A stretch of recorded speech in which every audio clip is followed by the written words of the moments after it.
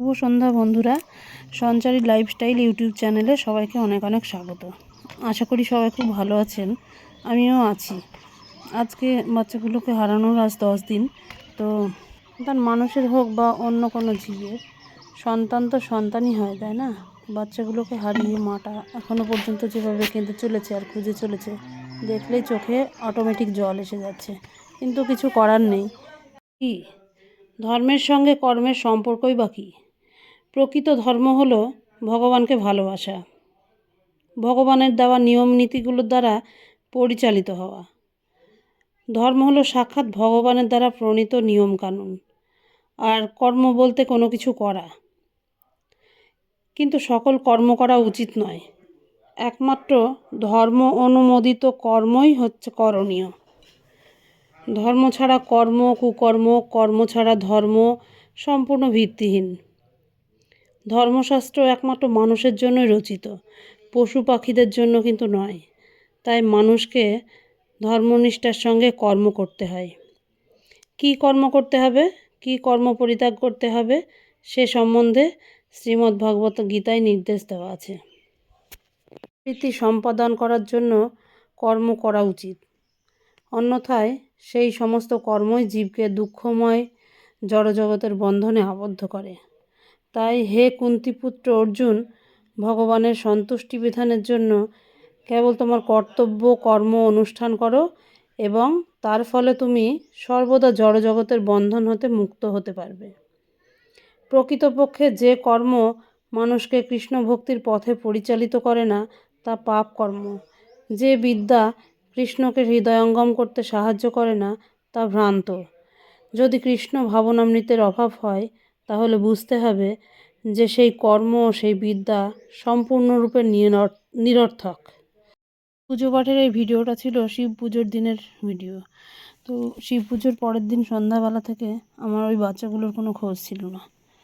পুজোর দিন রাত জাগার কারণে পরের দিন আমি খুব ক্লান্ত ছিলাম, ভীষণ ক্লান্ত ছিলাম। আমি না উঠেছি, না ঠিকমতো খাওয়া দাওয়া করেছি, সারাদিন শুধু ঘুমিয়েছি। কিন্তু আমি যখন উঠেছি, বাচ্চাদের আমি নিয়ম করে খাবার দিয়েছি। একজন ছাড়া বাকি 3জন বাড়িতে ছিল না। না থাকার কারণে ওরা না বাড়িতে এসেছে, না বাড়ির খাবার খেয়েছে। তারপর রাত্রিবেলায় কেউ ওদের বিষ দেয়, খাবারের সঙ্গে মিশিয়ে বিষ দিয়েছে। দেওয়াতে পরের দিন সকালবেলা 10টার দিকে, মোটামুটি 9:30 পৌনে 10টার দিকে একটা বাচ্চা বাড়ি এলো খুব খারাপ অবস্থায়। আমি ডাক্তারবাবুকে ফোন করতেই উনি বললেন যে পারভো হয়ে গেছে, আর কিছু করার নেই, তবে চেষ্টা করে দেখো, পারলে নিয়ে এসো। আমি নিয়ে যাব, প্রস্তুতি নিচ্ছি। এমন সময় হঠাৎ করে বাচ্চাটা আস্তে আস্তে ঝিমিয়ে গেল, প্রচণ্ড জোরে একটা নিঃশ্বাস নিল। আমি ভাবলাম হয়তো হাইও তুললো। তার আগে কিছুক্ষণ মনে হলো টানা নিঃশ্বাস পেলেও ঘুমোচ্ছে। তো ভাবলাম যে মানুষ তো ঘুমানোর পরে অনেক সময় সুস্থ হয়ে যায়, এও হয়তো সেটাই হবে। ভেবেছিলাম একটু সুস্থ হলে আমি ওকে নিয়ে ডাক্তার বাড়ি নিয়ে যাব। তারপর দেখলাম জোরে একটা নিঃশ্বাস নিল, জিভটা কেমন বার করলো, করে আস্তে আস্তে ওর প্রাণটা বেরিয়ে গেল। আমার চোখের সামনেই ও শেষ হয়ে গেল, আমি কিছুই করতে পারলাম না। বাবার আরাধনা চলছে, আর বদমাসদের মনে হয়তো বাচ্চাগুলোকে মারার পরিকল্পনা তাদের মনে চলছে। এই সব লোকগুলো যারা মেরেছে আমি বেশ ভালোই বুঝতে পেরেছি, কিন্তু যেহেতু আমার কাছে কোনো প্রমাণ নেই, তাই আমি কিছু করতে পারলাম না, ছেড়ে দিলাম। সব জেনে আমাকে চুপ থাকতে হবে। ওদের বাড়িও যারা বীজ দিয়ে বাচ্চাগুলোকে মারলো, আশা করি তাদের বাড়ির মহিলারাও সেই দিন, অর্থাৎ পুজোর দিন রাতে হয়তো ভোলানাথের মাথায় জল ঢেলেছে। জানি না প্রার্থনায় কী চেয়েছে। তো তার বাড়ির কোনো পুরুষ যে এরকম হতে পারে, সেটা ভাবলেই গা ঘিন ঘিন করে ওঠে। যাই হোক, সেসব কথা বলে তো আর লাভ নেই। যারা নেশার বশবর্তী হয়ে যারা কুকুরকে বিষ দিতে পারে, প্রাণে মেরে দিতে পারে, তারা মানুষ খুন করতে পারে না, তার কোনো গ্যারান্টি নেই। কালী পুজোর ঠিক 2 দিন আগে রাত্রে ওরা আমার বাড়িতে এসেছিল, মানে ওদের মা ওদের জন্ম দিয়েছিল। তো ঠিক সেই তার 2 দিন পরে থেকে, কালী পুজোর দিন সকাল থেকে আমি ওদের অনেক আদর যত্নে লালন পালন করে আজ 4 মাস 5 মাস বয়স হতে চললো, ওদের আমি মানুষ করলাম, মানে বড় করে তুললাম, খাইয়ে দিয়ে যথেষ্ট আমি যত্ন করেছি বাড়িতে।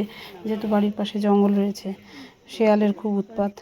রাত্রি 1টা 2টো যখন দেখেছি আওয়াজ হচ্ছে, আমার ঘুম ভেঙে গিয়েছে।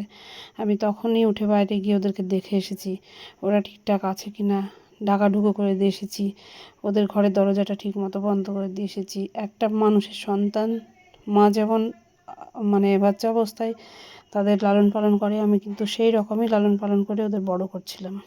এটাই ভেবেছিলাম যে এরা তো বেশি দিন থাকে না, তো শীতটা কেটে যাক, ঠান্ডাটা কমে যাবে, একটু গরমও পড়বে, আর আমাকে যেহেতু বাইরে যেতে হবে সেই জন্য ভেবেছিলাম এই ঠান্ডাটা কেটে গেলে ওরা আস্তে আস্তে একটু বড় হয়ে যাবে, নিজের খাবার খোঁজাও শিখে নেবে, তখন আস্তে আস্তে ওরা ঠিক চলে যাবে। তাই আমি ওদের কোনো দিন অবজ্ঞা অবহেলা কোনো দিন করিনি। কিন্তু কোনো মানুষ যে এইভাবে ওদেরকে মেরে দেবে আমার ধারণারও বাইরে। আমি শুনতাম ওদের খেতে দেওয়ার জন্য অনেক গালিগালা আমার কানে আসতো, আমার পাশের বাড়ির লোকেরা আমাকে দিত, কিন্তু ভুল করে তারা কোনো দিন তাদের বাড়িতে কোনো উৎপাত করেনি, কোনো অত্যাচার তাদের ছিল না, কারণ তিনবেলা পেট ভরে খাবার সে আমার বাড়িতে পেয়ে যেত। 4টে বাচ্চা ছিল, 5টার মধ্যে একজনকে আমি দিয়ে দিয়েছিলাম, আর বাকি 4টে বাচ্চাকে আমি যথেষ্ট লালন পালন করে ভোজন দিয়ে বড় করছিলাম। তো এবার যেহেতু দুরন্ত বাচ্চা, যেহেতু কুকুরের বাচ্চা, মানুষের হলে হয়তো অবশ্যই যেত না, তো পাশের বাড়িতে একটু আধটু যেত, তাই জন্য আমাকে ভীষণ গালাগালি করতো। আমি সেসব কানে নিয়েও না নেওয়ার ভান করে আমি চলছিলাম যে যে কোনোভাবে বাচ্চাগুলো বড় হয়ে যাক, এতেই হবে। কিন্তু ওরা যে এইভাবে বিষ দেবে সেটা ভাবাই খুব কঠিন।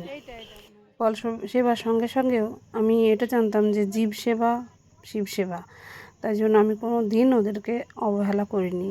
আমি কিন্তু বাড়ি থেকে অনেক কথা শুনেছি, যেগুলো বাড়ির লোকের রাগ হলে অবশ্যই বলবে, মেনে নিয়েছি। পাড়ার লোকের মতো বাড়ির লোকের কথাগুলোও কানে না নিয়ে আমি ওদেরকে রীতিমতো আমি আদর যত্নে বড় করছিলাম। কিন্তু এতটা শত্রুতা আমার উপরে যে কারোর রয়েছে সেটা তো আমি এই প্রথমবার বুঝলাম। তো এতদিন আমি পুজো পাঠ করলেও কোনো দিন প্রার্থনায় আমি নিজের জন্য আলাদা করে কিচ্ছু চাইনি। সবসময় এটাই বলতাম ভগবানকে যে দেশবাসীকে ভালো রেখো, কারণ সবাই ভালো থাকলে সেটাই ভালো লাগে, কেউ খারাপ থাক সেটা দেখতে কখনোই হয়তো আমি ভালোবাসিনি। কিন্তু আমার আজকের সকাল সন্ধ্যার প্রার্থনা এটাই হয়েছে যে একটা অবলা জীবের সঙ্গে যে ঘটনা ঘটলো সেম ঘটনা যেন তার সঙ্গেও হয়। আমি সত্যিই সব সময় চেয়েছি, হয়তো চাওয়াটা খারাপ, হয়তো আমি ঠিক করছি না, কিন্তু আমি চাই তার সঙ্গে এরকম কিছু ঘটুক, তবে সে বুঝবে। বাচ্চাগুলো চলে যাওয়ার পর থেকে আমার বাড়িতে যেন নেগেটিভ এনার্জি কাজ করছে। আমার কোনো কিছুতেই মন বসছে না, আমি না ঠিক মতো কাজ করছি, না খাওয়া দাওয়া করছি, না কিছুই করছি। তো ভেবেছিলাম যে শিব পুজোর পর থেকে, মানে মেয়ের পরীক্ষা হয়ে গেছে, আমি একটু ভালোভাবে রীতিমতো ভিডিও দেব, একদিন পর পর হয়তো ভিডিওটা পোস্ট করতে পারবো। কিন্তু এমন একটা অবস্থায় এসে দাঁড়িয়েছি, কিছুই ভালো লাগছে না, যার জন্য আমি যে ভিডিও পোস্ট করতে পারিনি। খুব তাড়াতাড়ি চেষ্টা করব পরিস্থিতি স্বাভাবিক করা, কারণ এইভাবে তো আর চলে না। কিন্তু জানি না ওদের কতদিন পরে ভুলতে পারবো, আমি কতদিন পর স্বাভাবিক অবস্থায় ফিরে আসবো। নিজের হাতে করে যে বাচ্চাটা খুব দুরন্ত ছিল, যে সব সময় দরজার সামনে এসে লেজ নড়াতো আর কিছু বলতে চাইতো, সেই বাচ্চাটাকেই আমি বাড়িতে পেয়েছিলাম। তাকে নিজের হাতে করে তার সৎকার করে এসেছি। আমার বাড়ির বাগানেই রয়েছে তার দেহ। তো রান্নাঘর থেকে জানালা দিয়ে তাকে দেখা যায় যখন তখন, মনটা পুরো বিষিয়ে ওঠে। আজকের ভিডিও এই পর্যন্তই, ভিডিও আর বাড়াবো না। তো ধর্মের বিরুদ্ধে গিয়ে কাউকে বলবো না যে তোমরা পুজো পাঠ করো না বা দুধের অপচয় করো না শিব পুজো করে, এই কথা কখনোই বলবো না। অবশ্যই আমরা পুজো করব, কিন্তু এক চিমটে দুধের মধ্যে এক ঘটি গঙ্গা জল মিশিয়েও পুজো করা যায়, যেটা আমরা মন্দিরে করেছি। কিন্তু এমন নয় যে ভিডিওতে দেখার মতো দুধটা আমরা আলাদা কৌটোতে ঢেলে সেই দুধটা নিয়ে কোনো অবলা শিশু, মানে অবলা বাচ্চাকে বা কোনো অনাথ শিশুকে দিয়েছি, এটা আমরা করিনি। কিন্তু একটা ভিডিওতে দেখছিলাম যে সামান্য একটু দুধ পুজোতে দেওয়ার জন্য রেখে দিচ্ছেন, অল্প একটু দুধ, 2 চামচ মতো, বাকিটা একটা জায়গায় করে কেউ একজন নিয়ে যাচ্ছেন, সেটা দুস্থ শিশুদের জন্য বা এই অবলা বাচ্চাদের জন্য। তো চাইলে আমরাও এরকম করতে পারি, কিন্তু আমাদের এখানে তো বিষ দিয়ে বাচ্চাদের মেরেই দেওয়া হয়, তাহলে আর কারা করবে এইসব। তো যাই হোক, এসব বলে নিজের মনকে আরও অশান্ত করে তুলছি। আর এমনটা নয় যে তাদের ফিরে পাবো, কিন্তু এখনও তারা আমাকে গালিগালা করছে, আমি শুনতে পাচ্ছি। তারা করুক, আমি জানি তারা ভিডিও দেখে। আমি ফেসবুকে প্রচুর পোস্ট করেছি এ নিয়ে, সবসময় বাজে কথাই বলেছি, ভালো কথা আমি বলিনি। এই কয়দিন আমার মুখ দিয়ে ভালো কোনো কথা বের হয়নি। আশা করি আমি যতদিন বলবো, মানে যতদিন পারবো ওদেরকে শোনাবো যে তোমাদের সঙ্গেও যেন এটাই হয়। অবশ্যই আমি বারবার একই কথা বলবো, যদিও তারা ফিরে আসবে না সব কথা বলার পরে, তবুও আমি বলবো, কেন জানি না, আমি বলে একটা শান্তি পাচ্ছি। তো এই যে বাচ্চাটা, এই যে বাচ্চাটা রয়ে গিয়েছে, যেটা ওদের বাড়িতে যায়নি, সেই বাচ্চাটা এই বাচ্চা অন্য বাচ্চাদের খুঁজছে আর কেঁদেই চলেছে সারাক্ষণ। রাত 11:30টার সময় আমি গেছিলাম ওকে নিয়ে রাস্তায় ওর মাকে খুঁজতে, না মাকে পেলাম, বাকি বাচ্চাগুলো তো নেই, আমি তো জানছি। ওকে অনেক ভুলিয়ে ভালিয়ে বাড়িতে নিয়ে এসে আমি ওকে ঘরে রাখলাম। বৃহস্পতিবার রাত্রে ওদের মারা হয়েছিল, শুক্রবার শনিবার তারপরে রোববার সকালে এখানে একটা মাছের তলে এখানে ওদের পাওয়া গেছিলো। তো সেখান থেকে একটু ভালো দেখা যাচ্ছিল না, ছবি তুলে নিয়ে এলাম। আর বেঁচে যাওয়া বাচ্চাটা, একে আমি মেয়ের এক বন্ধুর বাড়িতে দিয়ে দিয়েছি, কারণ সেখানে গেলে অন্তত কেউ প্রাণে মারতে পারবে না, দুটো খাবার যাই পাক, তবে সে ভালোই যত্নে আছে। যাই হোক, ও ভালো আছে, এটা শোনার পর থেকেও মনটা একটু হলেও শান্ত হয়েছে। আর আজ এই পর্যন্তই, তোমরা সবাই ভালো থেকো, আমিও চেষ্টা করবো ভালো থাকতে। টাটা।